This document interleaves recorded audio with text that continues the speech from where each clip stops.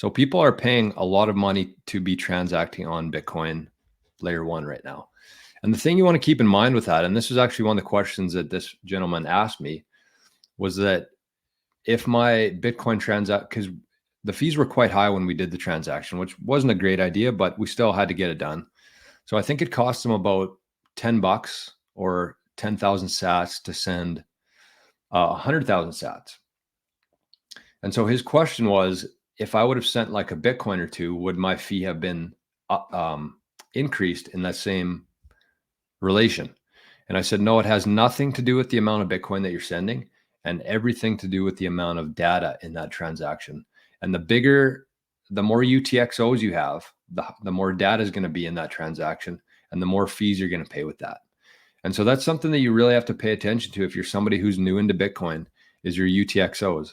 And without getting too technical on it, basically every time you move Bitcoin from an exchange into your wallet, that is considered a UTXO. That's part of your Bitcoin balance. So you want to keep as few of those as possible. And people who DCA or dollar cost average into Bitcoin, they run into a lot of trouble in the future because they have so many UTXOs built up over time.